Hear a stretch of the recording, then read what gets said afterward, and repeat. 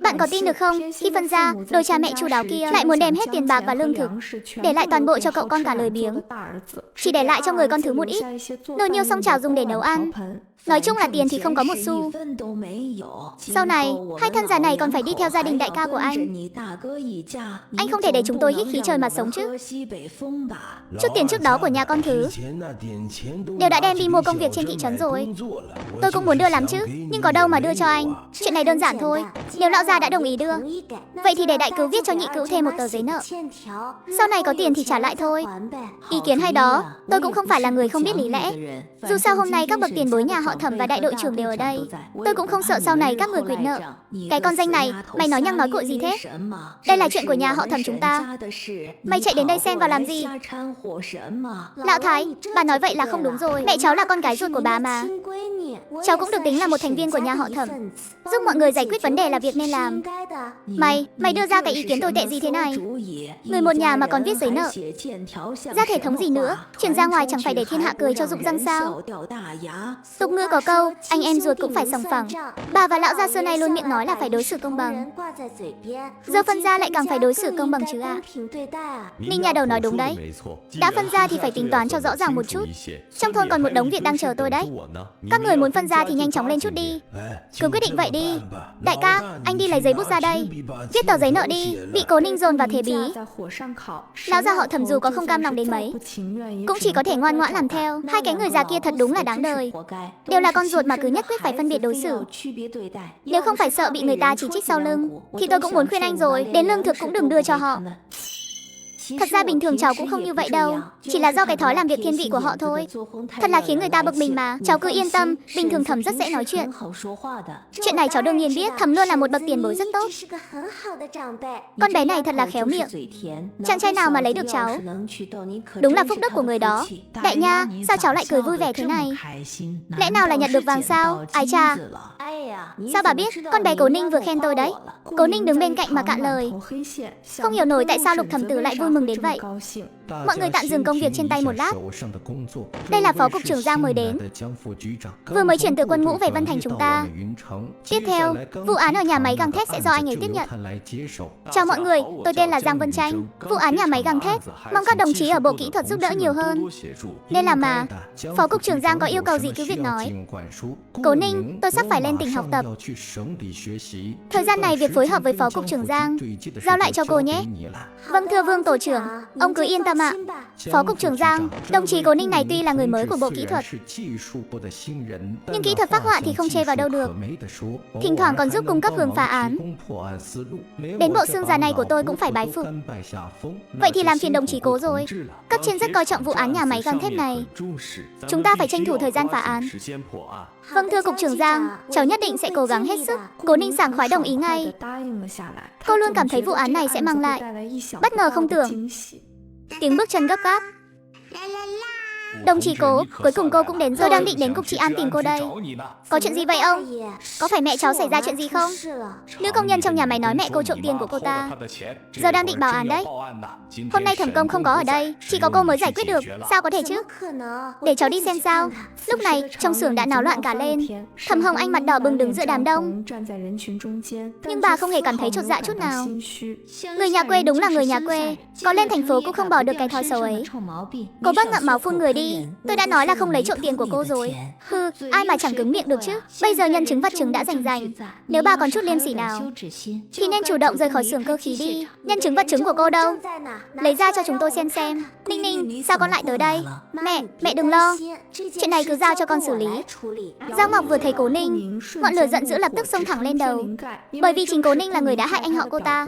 Trương Trường Hải bị nhà máy đuổi việc, nhắm vào Thẩm Hồng Anh chính là để báo thù này. Để cô xử lý thì đã làm sao? Chứng cứ rành rành ngay trước mắt. Số tiền thưởng 5 đồng 6 hào xưởng vừa mới phát, tôi đã cất kỹ trong túi áo khoác. Chỉ trong lúc đi ăn cơm mà nó đã chạy sang túi của Thẩm Hồng Anh rồi. Tôi cũng nhìn thấy rồi. Buổi trưa mọi người đều đi ăn cơm. Chỉ có một mình Thẩm Hồng Anh ở lại xưởng. Lại còn thường xuyên lảng vảng quanh chỗ ngồi của đồng chí Giao Lệ. Cô nói láo, tôi vẫn luôn ở chỗ làm việc của mình, chưa hề rời đi. Càng không có chuyện đi đến chỗ của Giao Lệ.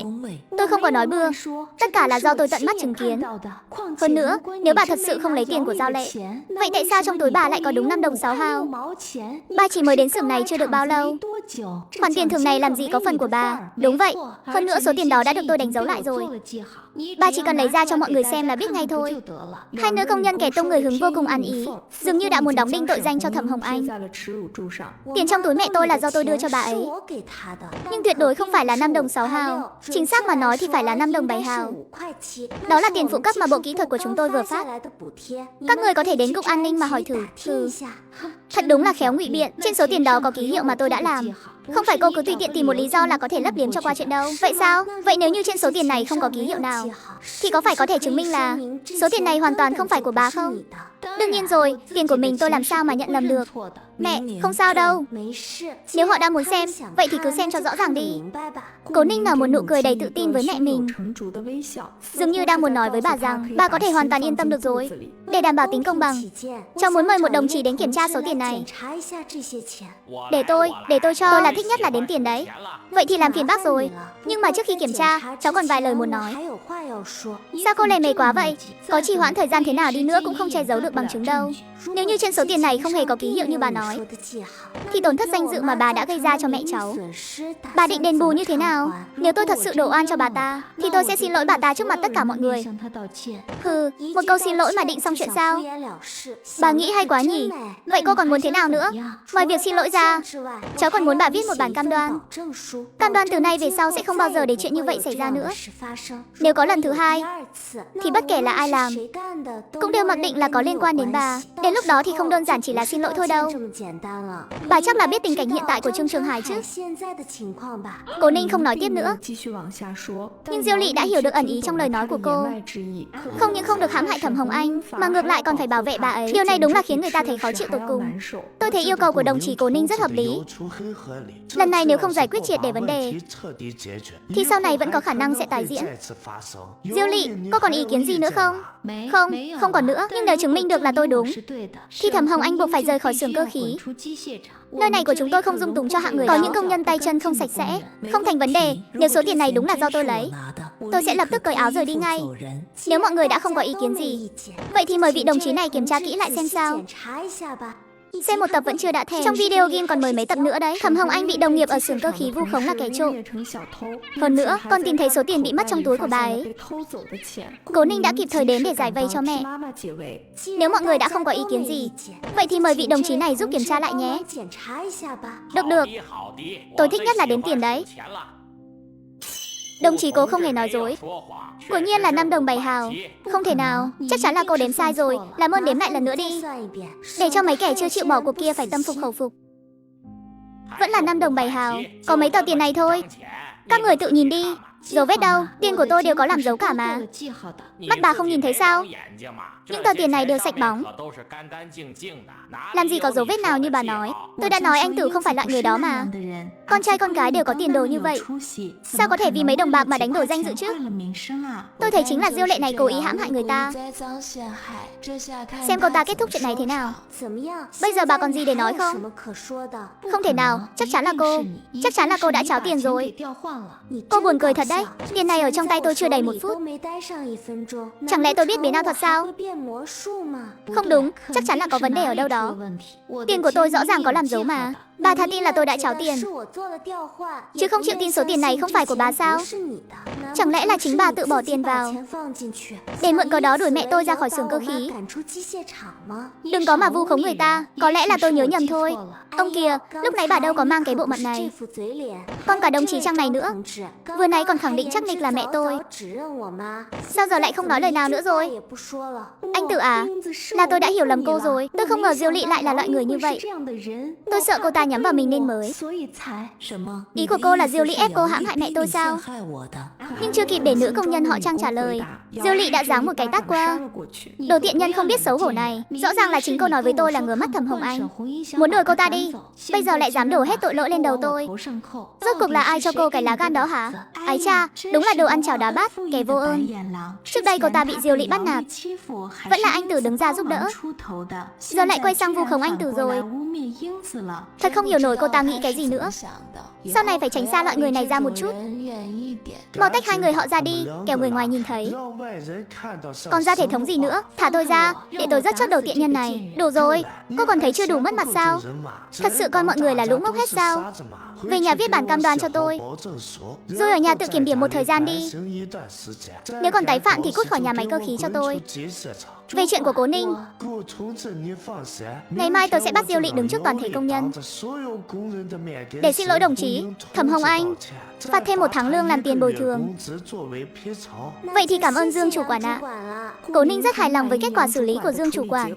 Thẩm Hồng Anh tuy tò mò con gái làm cách nào cháo tiền được, nhưng thấy Cố Ninh không có ý định giải thích, bà cũng rất biết điều mà không gặng hỏi. Nhị tẩu, sao chị lại tới đây? Tôi đã bắt mấy con gà mái hay đẻ trứng nhất ở nhà cũ đi rồi. Mấy chục của trứng gà này coi như lời cảm ơn con bé Ninh đã giúp tôi chia nhà. Nếu không có con bé bày mưu tính kế, giờ tôi vẫn còn đang làm trâu làm ngựa cho bọn họ đấy. Ái cha, chuyện nhỏ ấy mà. Nhị cữu thế khách sáo quá rồi, giữ lại mà ăn đi, coi như là tấm lòng của tôi. Nhà mới vẫn chưa dọn dẹp xong, tôi không làm phiền mọi người nữa. Hôm nào rảnh mẹ lại sang nói chuyện sau. Lưu Chiêu đấy ở sau nhà bước đi hăm hở, giữa đôi lông mày lộ rõ vẻ vui sướng khó giấu. Mấy quả trứng này to thật đấy. Tối nay mẹ làm món trứng hấp cho con. Hồi nhỏ con thích ăn món này nhất đấy. Mẹ, lần này Tam ca đi công tác lâu quá rồi, hơn nữa mãi vẫn không thấy có tin tức gì. Sáng mai con đến đội vận tải hỏi thăm xem sao. Cũng đúng, trước đây lão Tam chưa bao giờ đi lâu như vậy. Đi xem một chút cũng tốt. Con cũng đừng suy nghĩ nhiều quá, Tam ca con cao to vạm vỡ lại biết võ công, ở bên ngoài chắc chắn không chịu thiệt đâu. Cái thằng đó không bắt nạt người khác là tốt lắm rồi. Hai mẹ con tuy ngoài mặt cố tỏ ra nhẹ nhõm, nhưng trong lòng đều cảm thấy có chút bất an. Thế là sáng sớm hôm sau, Cố Ninh đã vội vàng chạy đến đội vận tải để hỏi thăm tin tức. Đồng chí Cố, tôi đang định đến cục an ninh tìm cô đây. Có phải Tam ca của tôi xảy ra chuyện rồi không? Xe của Hoài ca gặp tai nạn trên đường về, bị rơi xuống sông, hiện tại vẫn chưa tìm thấy người. Cái gì? Sao có thể như vậy được? Cô đừng quá đau lòng, vẫn chưa tìm thấy người, chứng tỏ vẫn còn hy vọng. Hoài ca luôn nói anh ấy phước lớn mạng lớn, cái mạng đó đến ông trời cũng chẳng muốn nhận. Cố Ninh không đủ bình tĩnh để nghe tiếp nữa, lập tức quay lại cục an ninh nhờ An cục trưởng giúp đỡ. Tuy nhiên Vân Thành cách nơi xảy ra sự việc quá xa, trong thời gian ngắn không thể biết được tin tức chính xác. Cố Ninh chỉ còn cách gọi điện cho Thẩm Minh Dương để cầu cứu. Chào anh, tôi muốn tìm đoàn trưởng Thẩm Minh Dương. Tôi là em gái của anh ấy. Đoàn trưởng Thẩm đi làm nhiệm vụ rồi, tạm thời không liên lạc được. Cô có việc gì không? Vậy đợi anh ấy về rồi nói sau. Ai tìm đoàn trưởng Thẩm vậy? Cố Ninh vừa định gác máy thì đầu dây bên kia vang lên giọng của Lục Ngạn Xuyên. Ninh, ở nhà xảy ra chuyện gì rồi sao? Là Tam ca của em gặp chuyện rồi, đến giờ vẫn chưa tìm thấy người. Cố Ninh kể lại sự việc từ đầu đến cuối. Đến cuối cùng cô đã khóc không thành tiếng. Ninh, em đừng cuống, tôi sẽ liên lạc ngay với đồng đội ở ban vũ trang, bảo họ lập tức cử người đến tìm kiếm cứu nạn. Cảm ơn anh, có tin tức gì hãy báo cho tôi ngay lập tức. Dù đã có được sự giúp đỡ của Lục Ngạn Xuyên, nhưng Cố Ninh vẫn không tài nào bình tĩnh lại được. Cô không biết phải nói chuyện này với Thẩm Hồng Anh thế nào. Ninh nha đầu, nghe nói thằng ba gặp chuyện rồi. Có thật không? Nghe đâu cả xe đều lật xuống sông rồi. Chuyện này phải làm sao đây? Thẩm tử, các người nghe ai nói vậy? Vương Tú Lệ sao? Bà ta kể lại cứ như thật ấy. Đúng là không ra gì. Lúc bà ta kể chuyện này còn hớn hở ra mặt. Ai không biết còn tưởng là gặp chuyện vui gì rồi cơ đấy. Cố Ninh thầm nghiến răng căm hận trong lòng, nhưng lúc này không phải là lúc tính sổ với họ, vì người trong thôn đều đã nghe nói về chuyện này. Chắc hẳn Thẩm Hồng Anh cũng đã biết rồi. Mẹ, có phải mẹ đã? Ninh, con nói xem, rơi xuống sông từ độ cao như thế, liệu người ta còn khả năng sống sót không? Mẹ đừng lo lắng, mẹ luôn nói đầu óc Tam ca là thông minh nhất mà. Anh ấy nhất định sẽ nghĩ ra cách tự cứu mình. Còn nữa, Lục đoàn trưởng cũng đã nhờ đồng đội giúp chúng ta tìm người rồi, tin rằng sẽ sớm có tin tốt thôi. Bà cũng tin là Tam ca của con không nỡ nỡ bỏ mẹ con mình, không nỡ rời xa cái nhà này đâu. Thẩm Hồng Anh bề ngoài cố tỏ ra bình tĩnh, nhưng nụ cười đó còn khó coi hơn cả khóc. Cố Ninh không nỡ nhìn mẹ đau khổ. Ngày hôm sau lại đến đội vận tải từ sớm để nghe ngóng tin tức. Vừa bước chân vào cửa, tôi đã bị lườm nguýt. Thẩm Anh Hoài tự ý thay đổi lộ trình xe, khiến đội xe phải chịu tổn thất nặng nề. Cấp trên đã quyết định khai trừ cậu ta rồi. Đến anh nói cái gì cơ? Tam ca của tôi hiện giờ vẫn bặt vô âm tín. Các người không đi tìm người thì thôi, sao có thể bỏ đá xuống giếng như vậy chứ? Tôi muốn gặp lãnh đạo của các anh. Lãnh đạo của chúng tôi đang bận lắm, không phải muốn gặp là gặp được đâu. Đồng chí Cố, cô đừng chấp anh ta, chúng ta mượn bước nói chuyện. Thấy sắc mặt tài xế An phức tạp, Cố Ninh liền đi theo ông ấy đến đầu con hẻm nhỏ bên cạnh. Bác Tài An, chuyện này rốt cuộc là sao? Tại sao họ lại sa thải tam ca của tôi chứ? Thực ra tự ý thay đổi lộ trình lái xe vốn không phải vấn đề gì quá lớn. Họ chỉ mượn cớ này để muốn hại chết Hoài ca thôi. Thật là hoang đường. Không giải quyết được vấn đề thì trực tiếp giải quyết luôn con người. Còn phương pháp gì nữa không? Tôi thấy Thẩm Anh Hoài là tự làm tự chịu. Cô có bao biện cho hắn thế nào cũng không che đậy được những chuyện xấu xa đó đâu. Anh là ai? Anh có bằng chứng gì chứng minh tam ca của tôi chiếm đoạt hàng hóa? Hắn không đi đúng lộ trình chính là bằng chứng. Con đường đó các tài xế khác đã đi qua rồi, căn bản là không thể quay về Vân Thành được. Nói bậy bạ, người còn chưa tìm thấy mà các người đã vội đổ oan cho anh ấy. Đúng là ngay cả cầm thú cũng không bằng. Tôi sẽ đi kiện các người. Cô có tâm trí đó thì chi bằng lo cho bản thân mình đi. Theo lý mà nói, Thẩm Anh Hoài bị sa thải, người nhà sẽ không nhận được tiền tất đâu. Nhưng nếu cô cầu xin tôi, khiến tôi vui vẻ, biết đâu tôi sẽ đi nói giúp cô vài lời tốt đẹp. Tiết Cường, anh đừng có quá đáng. Ở đây có việc gì của anh? Biết điều thì im miệng cho tôi. Nếu không tôi cũng có thể đuổi việc anh luôn đấy. Anh đúng là quá ức hiếp người rồi. Đồng chí Cố, cô đừng tin lời hắn. Tôi là người hào phóng nhất đấy. Chỉ cần cô làm tôi vui, không chỉ là tiền tuất, tôi còn có thể cho cô thêm ít tiền tiêu vặt mỗi tháng nữa. Cầu xin anh cũng xứng sao? Tiền tôi có đây, không thiếu mấy đồng lẻ rác rưởi của anh đâu. Tiền của anh cứ giữ lại mà mua quan tài cho mình đi. Con tiện nhân này, cô dám đánh tôi. Cô có biết tôi là ai không? Tôi mặc kệ anh là ai, dù sao tam ca của tôi cũng sẽ bình an trở về. Đến lúc đó sẽ trừng trị lũ súc sinh các người sau. Cố Ninh không thèm để ý đến Tiết Cường này nữa. Lúc này trong lòng cô chỉ toàn tâm toàn ý nghĩ cách làm sao để tìm thấy Thẩm Anh Hoài. Còn về những kẻ như Tiết Cường và cả nhà Thẩm Lão Thái, chỉ đành đợi sau này tính sổ một thể. Xin chào, đây là Bộ Kỹ thuật Cục An ninh Vân Thành. Xin hỏi tìm ai à? Ninh Ninh, là anh, Lục Ngạn Xuyên đây. Anh có tin tức của tam ca rồi sao? Đúng vậy, đã tìm thấy người rồi, chỉ là